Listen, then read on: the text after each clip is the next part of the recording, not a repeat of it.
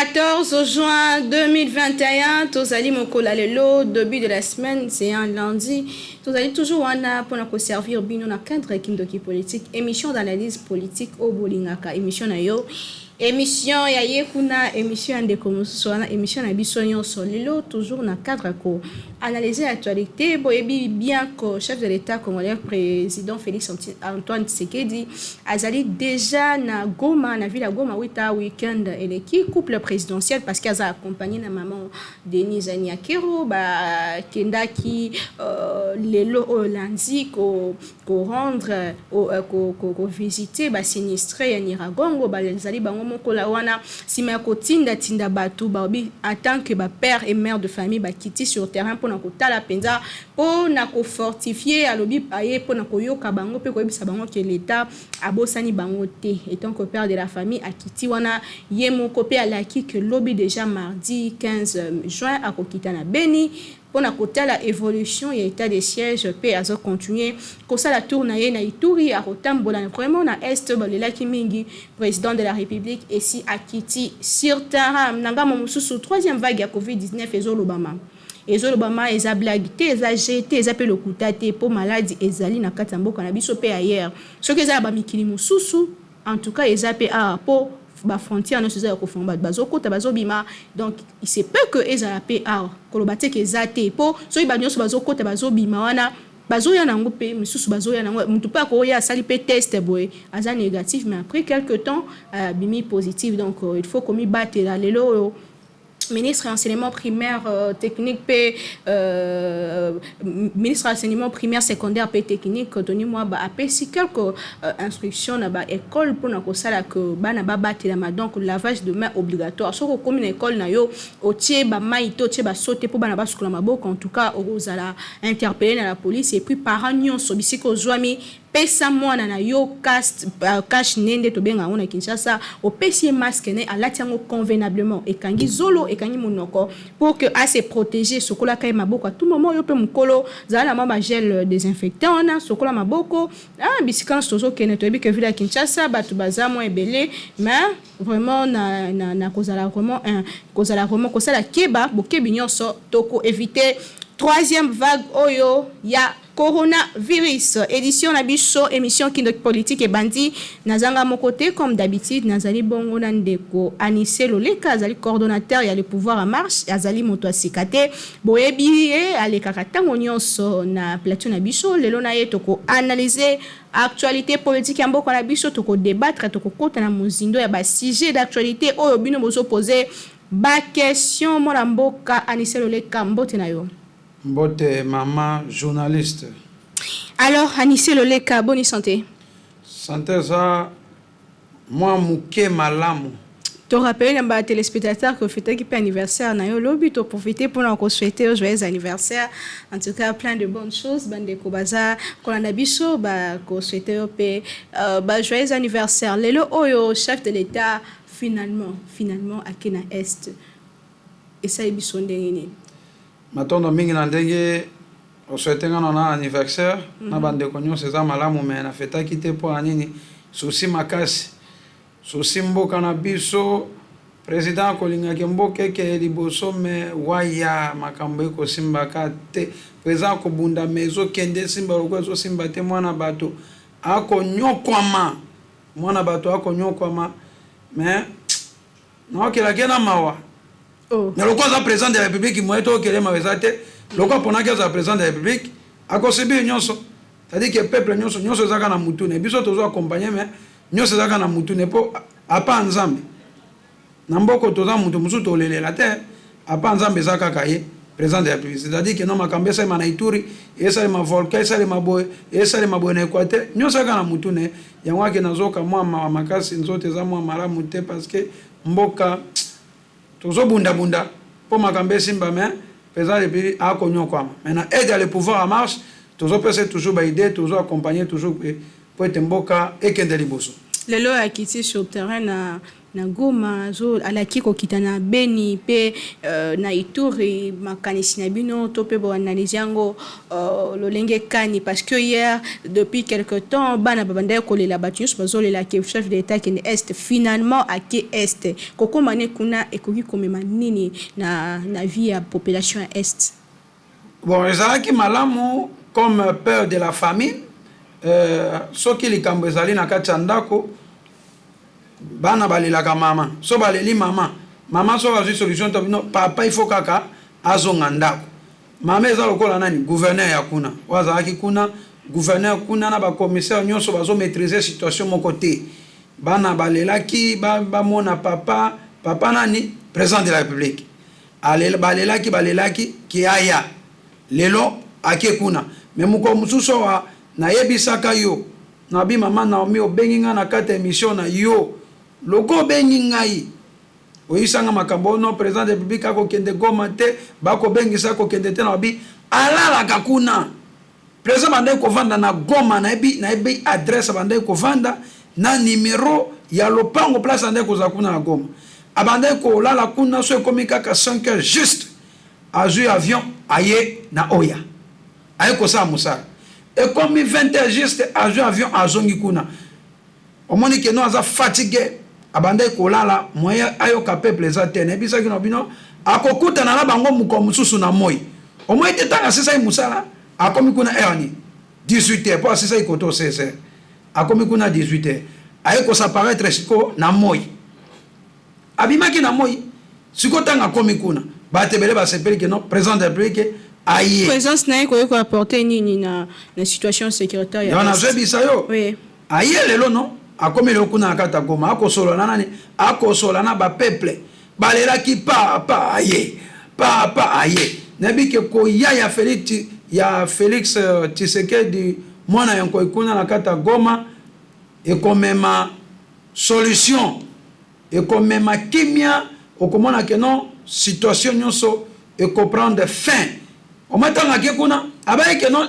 akovanda na bango lelo ki ovanda na bango alaka ke abaye ke non nakovanda na bino nakoya kovanda yo na vandi kuna c'est pour un temps et ça c'est jour mais ndenge moko pe ake kuna kovanda no mukolo kozonge bani na ote so pa longola na akokende kuna na mbandaka ake pe kovanda kuna na mbandaka ozomona po kuna pe bana Equateur ba kolinga ke no président Félix Tshisekedi aya ovanda pe na bango kuna pe na Gemena ba kosenga nini aya kovanda na bango eza mabete azali président de la République azali tata na biso population nyonso tribu nyonso eza na droit ya kosenga ke papa ovanda ki pe koto yo yaka koto baba yake akokima Goma akokima kuna akokende te yana ke kuna ake kovanda kuna loko ndenge ake aza kuna ake kovanda kuna après 3 semaines éruption volcanique qui me koti et puis papa y maintenant tu es biso so ki problème ezoleka bwana katanda ko papi faut ya urgent aya résoudre problème so que si la zongi musala 3 semaines après ça so urgent yana biso ake ovanda kuna no tanga zo vanda kuna po ayoka bana bwande ko benga ngai bakoko na ngai bana na ngai baleki na ngai bobenga ki ngai naye ngai moko père de la famille ngai ona ye bobisanga boza ba problème nini bakwebisa ba problème oyo ezotongisa bango soki résoudre ngo papa zongi musala akozonga siko koto na cité oya aya pe kosa musala pokuna siko tanga kei bureau siko koto za kokangama ozomona moyazo amadeso ya kolia ezate ekomona ake musala te kuna sekonde akeni ake en répondre siko ba préoccupation ya bana bolingi nini papa biso tolingi boy c'est ça ake kovana bango balelaki yana ke kovana bango alakisi bango yango zomona na ebisi yo président de la République a respecté ba promesse na ye o matanga prometaki ba to Goma ba na oyo vanda na bino yona ke soka longwana lobi le 15 juin ake na Beni non ake otala situation état de siège so longwana akoti na Ituri ozomona ke no président de la République o azana souci ke mboke kende liboso azana besoin ya changement azana besoin ya paix place nyonso problème ezalaka azalaka wana pour trouver solution, pour changer mes ala, pour na kimia za nakata mboka. Bravo pour na président de la République, na musala ko sala pe na souci o ya zanango, o ya zo mema souci wana o croix o Yesu Christ amema ki yango pour na batu nyonso. Yesu ko amemi croix ya souffrance ba congolais, eza nakata mutema na nakati ya molimo na ye, nakata njoto na ye, akoluka keno kimia za nakata mboka ete population seka gengengengengenge. Loko biso le pouvoir ma toko soutenir pour te mboke ke liboso toza na sima na ye. Très bien. Très bien. Et tout la situation était de siège. Un mois presque déjà. Toujours dans un mois et une semaine. Toujours dans déjà état de siège. Ce qu'il faut qu'on puisse bilan le lot. Et ça positif ou négatif. Ma tonne de mingi na moi mutuna otuninga wana. Depuis ba décréta qui état de siège pas na président de la République na moi un mois positif. C'est 5. Na zo pesa ngona no 1. Vous comprenez? C'est 1 sur 5. Pourquoi 1 sur 5? Parce que récupérer dans moi village oyo ils ont bloqué ou bien récupéré par les étrangers par les ndokiwana ou balinga ete mboke ke libosote. Vous comprenez? C'est 5 na pesi 1. 4 wana na ko développer ngo awo. Muko mususu na ebisa ana bike non pour na état de siège wana esimba 5 sur 5. Biso le pouvoir à marche, tout sengaka na président de la République, à Kangaba frontière, il y a des pays voisins. Sauf qu'après avoir qu'au Kangaba frontière, il y a des pays voisins. Yami Balé à suspendre l'activité minière pendant l'état de siège. Puis Yami Sato a convoqué les exploitateurs au baka ko exploiter les minéraux. Baya na Kinshasa pour baya ko négocier. Vous savez, ba ko négocier pourcentage à la République démocratique du Congo. Et l'équipe a même 3 semaines. Na yebisa ko en émission kakao. Na sengaka le pouvoir en marche to senga na président Bilo Misato. Loko la président de la République Félix Tshisekedi ayo ki la le pouvoir en marche à 5 sur 5. Yona aké gom. Alors le pouvoir en marche et fungolinga mémoire et fungolinga bongo. Loko babi nanga keno nakanga ba frontière po bandokyo ba kota te ba bimate. Il faut que la frontière, cela veut dire que nous allons écouter. Mais pour trouver une solution, pour Batona, Bazanga ndenge ya Kobima, ndenge ya Kokota. To senga kana président de la République bongo, biso le pouvoir en marche. Ayebi que le pouvoir en marche et pesa ka toujours ba idée 5 sur 5. Le président de la République a yoka le pouvoir en marche. To pesa qui est première idée à kanga frontière. Yami Balé, tu dis que à suspendre l'activité minière pendant l'état de siège. Pourquoi suspendre l'activité? Parce que tango ba guerre ne salemaka ba massacre ne salemaka. Ba toana ba atakakate ba entreprise ou be ba activité minière. Ba takangote ba yaga ko attaquer kaka ba pauvre bateau. O ba zo sala bilanga na bango, o ba ko teka mwa babiloko bango mike po ba zo mwa lomeya balia. Bako combattre eko bomba batona bako bimisa bango michopo. To senga na président de la République pour na état de siège simba akanga ba frontière pe à suspendre l'activité minière. Ya misa to senga ki na présidence anini a convoqué ba exploitateur minière ba longwa kuna bisika bazali ba ya koto na Kinshasa ba ya kovanda. Loko la président de la République ayo kaka le pouvoir en marche 5 sur 5. Alors le pouvoir en marche iyo na webi singai nako kita Goma nako kita na Ituri nako kita na Beni nata la situation ya état de siège yo wana lokoyo kaka le pouvoir en marche yo wana kiti siko lobby mardi à cause lobby nakati ya Beni ata la situation ya état de siège na nyonso yo lobby wana nini il faut ça les manana ça les mité mais yo wana akio sa contrôle depuis que non a décrété état de siège tant a décrété état de siège biso le pouvoir en marche to senga ke biloko misato na to senga ke kanga frontière à suspendre l'activité minière pe a convoqué ba exploitateur minière ba ana Kinshasa et là comment te salé katina kasana biso lokola to yebisa ki ozomona to yebisa ki président de la République to salimbela to yebisi lokoyo kaka le pouvoir en marche pour le baka ke non le pouvoir marche eza motema na ye ayo kaka yango parce que to pesa ye pouvoir to votaka massivement.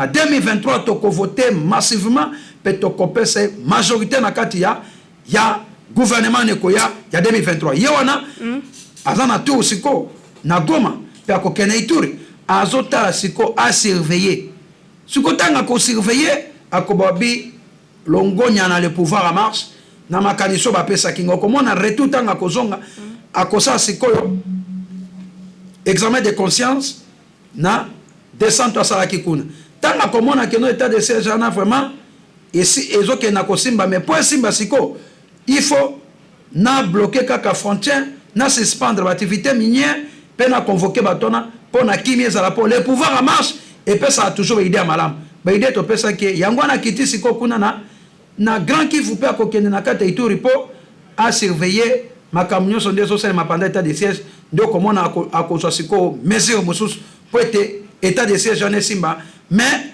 akoyokela le pouvoir en marche po akie kuna po biso le pouvoir en marche toyebisaki ye po na état de siège simba biloko bo misato soki présent oyokeli biso le pouvoir en marche tende ngo yokelaka biso kimia kozala na STT po batona bakobanda so basali désordre bakoti babimi activité minière batona bando bakobandaka koyiba ba minéré taba oyiba minéré bakobomaka bato osomona ke non n'est-ce pas que faut que ça la double na loko moko sima mususu mais yango wana no tango biso tosenga ke biloko misato wana asali descente na Goma osomona siko akokota siko na Beni akokena Ituri siko tango ça constant akobabi oui le pouvoir marche zaki na raison pour aboya ki kotinda mutu président baki ngamoko na kokende il faut na sala sikoyo tourner na ba province oyo na décréter ki état de siège natal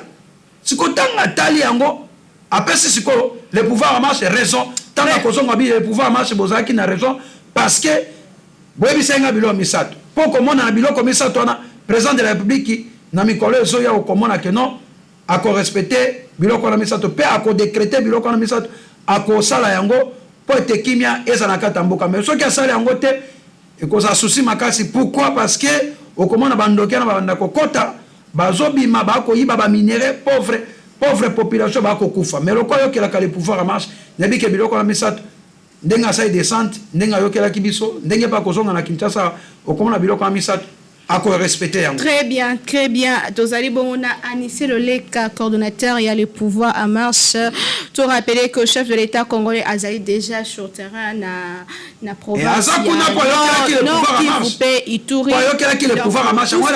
Là et qu'au avenir de quoi c'est somming. Tout la troisième vague à Covid-19 ni salema quitté la première na deuxième vague, il faut ça la troisième vague. Tozo là pour nous rappeler bande kotozo la adresse ya chef de l'État ou akopé sa biso ba nouvelle restriction pour na koyeba ndenge nini komi battre dans la troisième vague ya Covid-19 et simbi mokili et simbi pe biso a na RDC tozo yoka ba ka chaque jour ba ka ezo mata ni salama quitté na première campagne na première vague na deuxième vague ko il fait ça na troisième vague a na RDC. Bon mon ngai naza chrétien je suis pratiquant je suis chrétien du sang et je pratique aussi makambo nzambe à 100% parce que nzambe ne mutatinda biso malade wana beti lelo mokili mobimba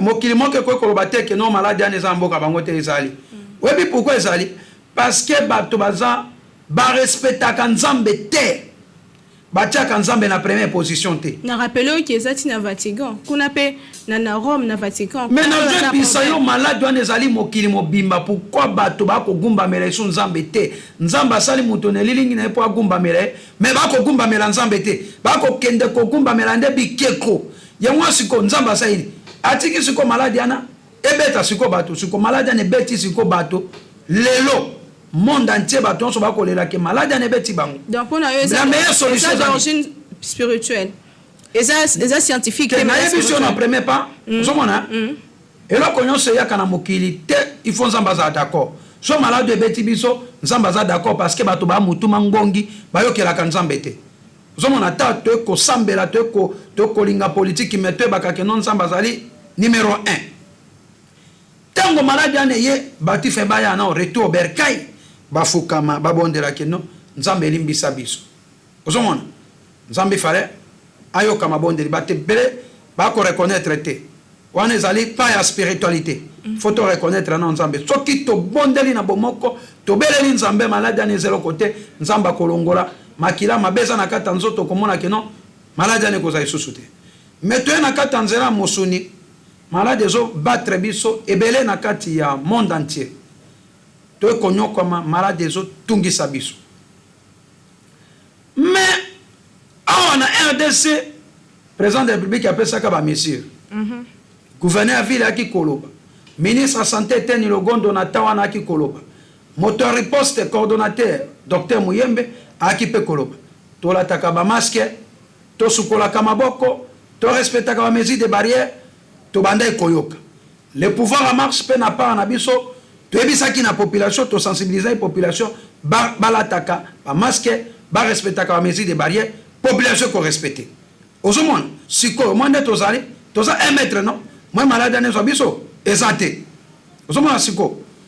Siko yo premier tour sensibilisation seulement qui population et respecta qui makasi mesures de barrière. Peut-être qu'on respecte jusqu'à présent.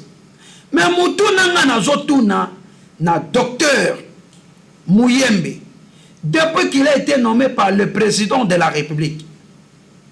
Qui sinini oyo ye asi abimisa pona ko combattre maladie wana ya coronavirus. Kajengu zéro eloko te. Abimisa takisi moko te. Docteur Muyembe il est incompétent. Azali incompétent, c'est-à-dire na côté on a échoué. Est-ce que sa responsabilité n'est au salon? N'est-ce pas que ça pour les scientifiques nous sommes congolais des revenir charge wana? Ce qu'on autourne mutuna malam. Toi kokende. Docteur Muyembe ene mutasi makambo riposte non? Ozomona. Aza docteur Munene oya yebani to pesa que respect. Mais na makambo a Covid oyo lokola trouvé que c'était il est incompétent. Yena patron et ministre de la santé Etienne Logondo. Bazali be compétent. Bazala qui peut bazala be compétent parce que bazangi kobimisata kis oyo et koki commettre fin na maladie wana. Ozomona. Population est respectée qui va mesure des barrières. Peso respecter yango. Tango population est respectée. Bino sikoyo ba konzi ya santé. Na tana bino bokoka ko sani bobi misa sikoyo ki sinon bobi misa ki simoko po émettre fin na maladie wana. Loko ba bimisi yango te bazali be compétent. Bazali limité. Loko bazali limité to sengi démission. Ya docteur Muyembe a démissionné. N'est-ce pas que... Bissot le pouvoir en marche. À ma qualité de coordonnateur national du pouvoir en marche, le pouvoir en marche soutient la vision et les actions du président de la République pour un Congo nouveau. Le docteur Muyembe a trouvé qu'ici, il y a Covid, pour que Mélissa Congolais, pour que Congolais, maladie en est là. Il faut démissionner. Tala lelo. N'est-ce pas que Yakobi Misaki cité les lots malades en zongi sousou. Là, c'est partout dans le monde. Là, c'est partout dans le monde. N'est-ce pas que grâce à l'équipe de riposte et RDC, le coronavirus, c'est côté qui vraiment m'a cassé tendette n'a pas comme sous tendette Égypte, tendette Afrique du Sud. Ah, quand même tout ça qui n'a pas camoko quand même normal. Maman jeunesse, n'a pas tout n'a pas bisanga kisinini oyo. Docteur Muyembe abimisi. Abimisi kisi mon côté. Oye koko chupa ba Congolais ata tonga. Ube to melata ko melande to melaka ba mondongwa wa. Nde to melaka ba makasu.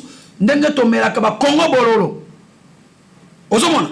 Abimisi angote. Logo abimisi angote. Il n'a qu'à démissionner. Il a failli. Et dans quel pays au monde babimisi kisi ya coronavirus? To comment na ba pays misusu ebele babimisi ba vaccin na bango no. Vaccin oye na kata mboka na biso. Est-ce que ça vaccin auto saliango? Et ça va pas. Oui, comment on a? Yangwana lokola, docteur Muyembe n'a pas réussi dans sa mission. Il faut qu'à démissionner. Les lots, telle les lots cause. Multiplication, yabaka et ça contamination. Contamination, ça pourquoi? Parce que qui si moko exacté parce que ce qui docteur Muyembe bimisa qui les lots kiss ou bien équipe y a riposte. Tant que la population ont respecté les mesures de barrière. Olinga mona ke non population à la timas ke bike nazo kende kuna na kozwa kisi malade ko si ko mona non diminution abaka multiplication abaka wana ezo se multiplier parce que kisi ezate ata tozo respecter ba mesures de barrière yeba ke kisi ezate lokola kisi lelo ezate hein mama journaliste yeba yango baka ko se multiplier kaka président de la République auto lobani abi que non la santé n'a pas de prix ozomona lokola la santé n'a pas de prix autrement moko ezate to kozala ka confiné donc entre confinement na vaccin yo poni token de confinement. N'est-ce pas que le chef de l'État a qui dit qu'il y a un vaccin, une variété, à part AstraZeneca, déjà à l'objet que la commande il y a un vaccin. Et puis, à cause de la volontaire parmi les bateaux, de Bosso. Le pouvoir en marche. Avant la population, il faut bateau oyo natanga kabazwa tonga natangela kwa mabi moto aliboso président de la République Félix Tshisekedi azwa tonga na mama Denise na président Assemblée nationale Mbosso na président ya Sénat na Jean-Pierre Mbemba na Moïse na Martin Fayulu na Etienne Logondo na lobaka na Martin Fayulu si azwa ki ya mais azwa kango cause pour le pouvoir en marche to bisaka bango to bibi ni faut bandana kozwa Martin Fayulu yana ki ozwa Azongo pourquoi pas le pouvoir mantoba que non bino non il faut boban. Ah le décision nani solution ezanini entre vaccin na confinement. Bon, eza bilo misat. Ya liboso zali nano mesures de barrière. Toujours respecter yango tongo midi po. Toujours respecter mesures de barrière. Loko toujours respecter yango tonga eza. Population boy ko za tonga te. Biso to lobi boye. Bango il faut na bazwa na bato aliboso.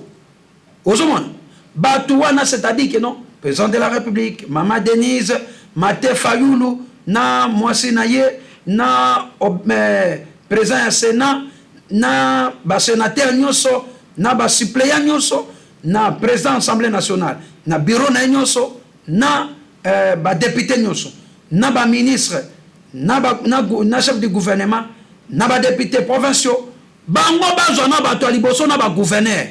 Après 6 mois, une année, tout le monde a réaction à Kisiwana.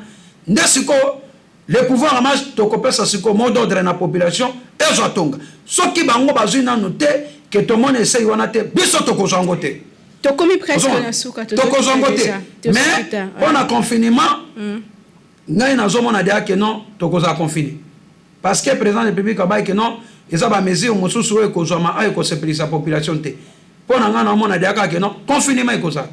Pour nini multiplication ya baka lelo so président de la République a confiné et ça pour intérêt ya mboka ozomona tandinga bloqué ki aw ozomona pas d'entrée pas de sortie lelo baka ezaki ya multiplier ezaki ya kokita tanga pesi le mot d'ordre ke fungoma ba multiplication e bandi ozomona siko pour nini kisi moko malonga ezate ko mettre fin na wana soki lelo président de la République a confiné après avoir confiné Nana Kosenga, docteur Mouyembe a démissionné parce qu'il a failli à trouver qui citer.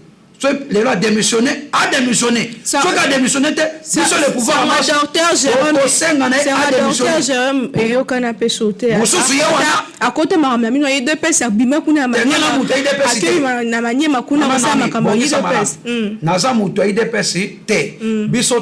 été LPM, le pouvoir en marche. Soutient la vision et les actions du président de la République pour un Congo nouveau. Le pouvoir marche le Kangi Équateur Mobimba. Ils ont préparé EPS et sous président de la République pouvoir na maboko. Voilà côté on a biso toza LPM, toi bataille de cité. Voilà. Na mutu noti kotu na wana. Ils ont senga que solution est zoama. Docteur Jérôme ayaki kuna auti na Madagascar aye au batie kuna la présidence asali ate eloko moko akenda na bite soki anasi mbeto soki anasi nzete na ebite musa na yeza nini peut-être ça peut ba recherche to ebite mama kisena oya bimisaka ezaka kana na soki Madagascar bongo na Congo depuis ya bimisaki simoko te to mona kaka koma kosaba tourner kuna kokendo pesa ka bato ba moto nde ngwana kiso kenda ko pesa kuna na ba province pesa sa maladie ya coronavirus ozomona jamais biso le pouvoir ma to dénonçaka na minute Covid o ezali multiplication za cause ya docteur Muyembe a démissionné. Président de la République a luka moto mususu a nommé na place ya riposte. Docteur Jérôme a démissionné. Président Longolais place à Zawanapo a salé le comme côté. Après avoir démissionné na bango na kosenga na IGF a landela docteur Muyembe bambonga zua nini oya saka na bambongo wana. Docteur Muyembe IGF a salé non peu contrôle. Tolembi IGF tolingi parti prité. Bato zo contrôler bazape ba congolais. Donc IGF a salé sous ma bé. Mais il faut à convoquer docteur Muyembe. Docteur Muyembe, pourquoi baka ezo mataka kezo mata? Elle se trouva que si te ba pesa mbongo te, so ba pesa mbongo yebisa biso, mbongo ne salani. Po ba mbongo kota po na makamba Covid o tile le kotaka. Suko musala mbongo ne zalaka nini? Na sengi na ndeko Gilles. Oyoke la kale pouvoir en marche. Na pesi yo client mususu ye wana landela na docteur Muyembe. Otuni la biso ye bambongo ba pesa po na makambo ya Covid ekenda wapi? Tokobanga te Pona Congo tokoloba le pouvoir en marche ezana et soutenir président de la République et l'axaka toujours place za malamu place za mabe soko sai malamu tokobeto maboko soko sai mabe tokobeto maboko te émission lelo komina suka mwana mboka Anissé Loleka lilobano ya suka ezanini a lobeli kamba le pouvoir en marche ba activité na bino o bazali ko préparer to makambo zo sa sur terrain et ça penzanini quelques minutes seulement to comme presque na suka.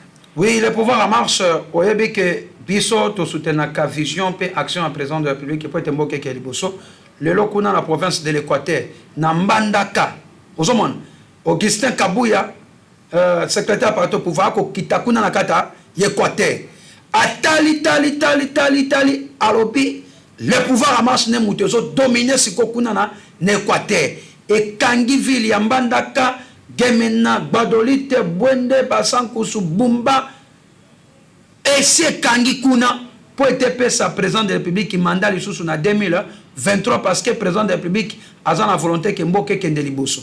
Il y a 5 ans Augustin Kabuya. Tant à sa descente Kuna na province Équateur, on a vraiment le vrai natif. Il y a province, il y a Équateur, on a vrai natif. Au Bako Kende Kuna basa la visibilité. Il y a descente inaye. Le quoi biso le pouvoir en marche déjà. Tout ça dans la carte à liste.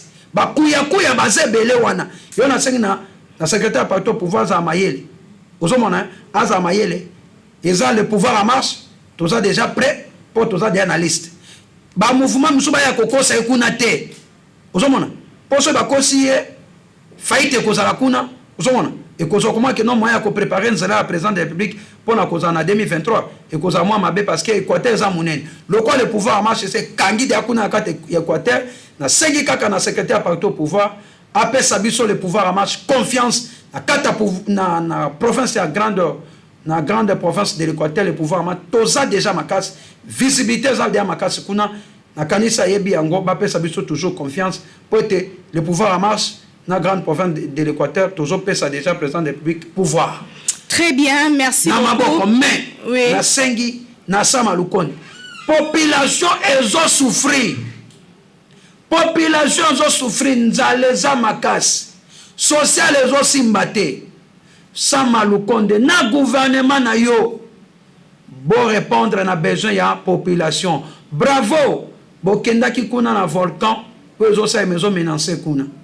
Mais les kamba volcan wana bon répondre yango 5 sur 5 dès que tu mais population ont souffert courage au monde na te mai ezo simba te mai ba commune mususu mai bato ba kolela courant bato ba kolela transport le mati le 1000 francs pas quelle ordonnance ou le transport mati le 1000 francs ministre et transport tracasserie koti makas ba komi komatsa ba transport 1000 francs 1500 2500 prix est comme exorbitant population ba ko souffrir ba commencer à transport na sengi na gouverneur ya ville à Kinshasa de konangai ngobila ba tia la police partout est contrôlé ceux qui va recevoir ba ko senga transport 1000 francs na ba chauffeur ba kanga bango mbena na yo eyokani répondez seulement aux besoins de la population. Nasengi sous maman journaliste, ministre Soukessi. 30 secondes. Ministre, il y a numérique, Eberande. Nazo rappelé, nayo biso le pouvoir en marche, to soutenir la vision président de la République, mouté mané zakana le pouvoir en marche. Ata la kabiso, to dénonçak. Ezali ministère ya sikaba pesio. Ministère on ezali ministère national. Engagé ba jeunes. Il y a de nouveaux licenciés, il y a de nouveaux gradués, engagés par jeunes, redonner à la jeunesse congolaise sa place dans la société. Exactement, aux labins sont batata, 50 quelques, 80, 60 quelques, to boy bango, to ligi ba jeune, ba yebi informatique, bazo musala, les pouvoirs en marche. Toyoti que l'on liste na biso abato ba jeune bazo misala. Donc comment le comme ça non, eza ministère sika. Il faut avoir des jeunes. Bon, émission. Le pouvoir en marche de l'autre, les jeunes, les liste, le pouvoir en marche, misala. Fait 30 minutes. Congolais, misala, pour chômage et pas jeune. Il y a une multiplication de sécurité, il y a des colonnes, le ministère Sika, to sengi na eberande, biso le pouvoir en marche. To sengi na ekaka, apesa na ba jeune misala. Soki kaka jeunesse congolaise et se retrouver tena kati ya ministère o ko démissionner to émission. Émission esili. Biso toza le pouvoir en marche. Émission esili. Eza liso président de la République. Eberande aza ministre Yasika. Apesa ba jeune misala eza ministère Yasika. Eza tazo la biso bande koné wana wa baza ba to boyebo to boyango. Feka to moni biloko bongo.